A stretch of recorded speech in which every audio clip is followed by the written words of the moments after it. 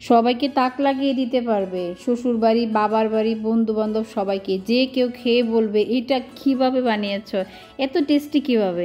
এটা কিন্তু গরম ভাতের সাথে খেতে অসম্ভব মজার। ইভেন যারা কখনো করলা খায় না তারাও এটা খাওয়ার পর দ্বিতীয়বার খেতে চাইবে। আর এটা শুধু গরম ভাত না, খিচুড়ি, পোলাও, রুটি, পরোটা সব কিছুর সাথে সার্ভ করতে পারবেন।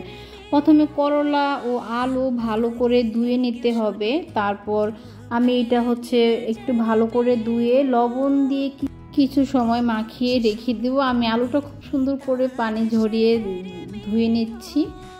তারপরে যে দেখেন আমি লবণটা অ্যাড করে দিচ্ছি। লবণটা দিয়ে একটু বেশি সময় ভিজিয়ে রাখলে করলার যে তিতা ভাবটা সেটা আসলে চলে যায়, সেজন্য আমি লবণটা ভালো করে মাখিয়ে আলুতে এবং করলা দুটাতে আমি লবণ একটু 10 মিনিটের মতো মাখিয়ে রেখে দিয়েছি।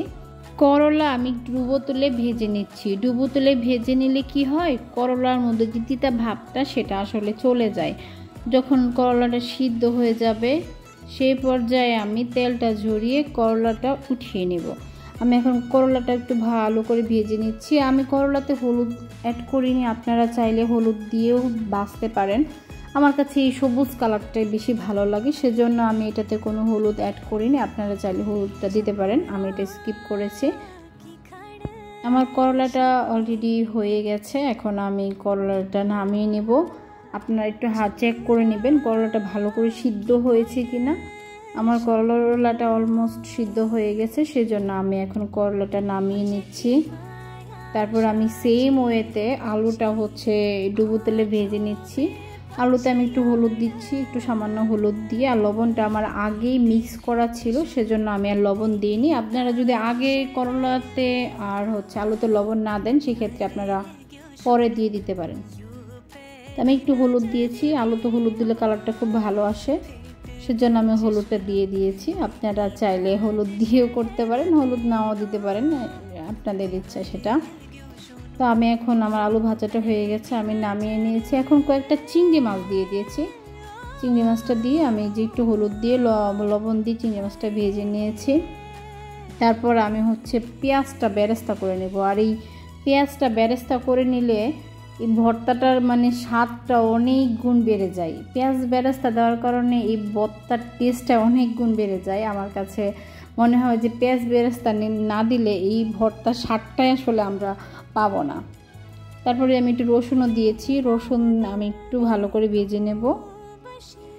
রসুন অবশ্যই খুব একটা সময় লাগবে না ভাজতে, যে আমার রসুন ভাজাটা হয়ে এসেছে।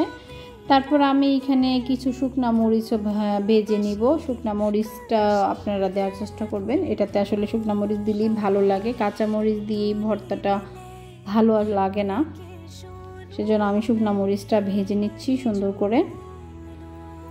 তো এই তো আমার শুকনা মরিচ ভাজাটা হয়ে এসেছে। শুকনা মরিচটা একটু ভালো মচমচ করে ভেজে নেবেন। তো আমার সব কিছু ভাজা শেষ। এখন আমি এখানে আরও এক মুঠ কাঁচা পেঁয়াজ নিয়েছি। কাঁচা পেঁয়াজ ছাড়া আসলে ভর্তা না টেস্টি হয় না।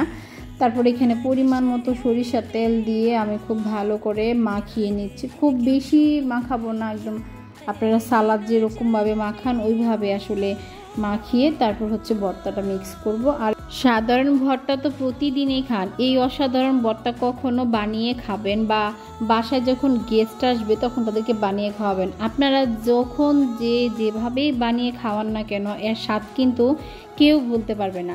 আপনাকে বলে বসবে এই ভর্তা কিভাবে বানিয়েছ। তো এইভাবে এই ঝুরি ভর্তাটা করতে হয়, অর্থাৎ আলু ও করলার ঝুরি ভর্তাটা খেতে কিন্তু অসম্ভব ভালো লাগে। আমার মনে হয় সাধারণ ভর্তা সবাই খেয়েছেন। এই ধরনের অসাধারণ ভর্তা যদি কখনো না তৈরি করে খেয়ে থাকেন, একবার হলেও অবশ্যই ট্রাই করবেন। আমি আশা করি আপনাদের ভীষণ ভালো লাগবে। আজকের ভিডিওটা এখানে শেষ করছি। সবাই ভালো থাকবেন। আল্লাহ হাফেজ।